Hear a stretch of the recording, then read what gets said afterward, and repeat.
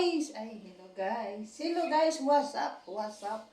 Ayun na nga guys, kasi nga may nag-message sa akin kung paano daw maggawa ng on sticker in the messenger. Ayan na nga dahil kagaya nito guys. O ayan, ipapakita ko po sa inyo kung ano yung at paano po gawin. Ayan, tara na guys, punta tayo sa ating messenger at ipapakita ko sa inyo kung paano gagawin yung gawa ng on sticker.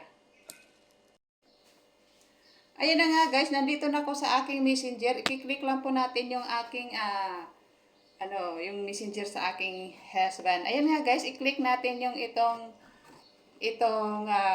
emoji na to, yung nasa right side. I-click natin yung itong nasa gitna, sticker. Ayan guys, tayo, i-click natin itong side na to, itong side. Natin gamitin.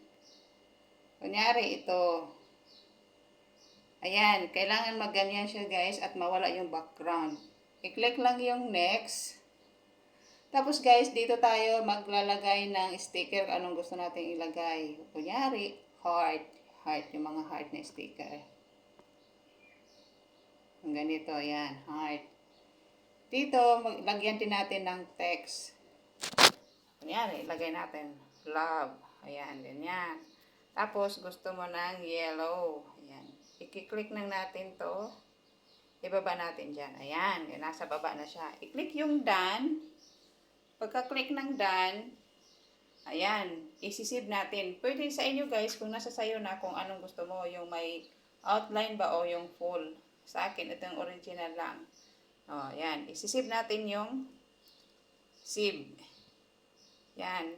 Tapos, ayan na nga, i-send natin. Ayan, ganun lang yan guys. Thank you for watching. Bye!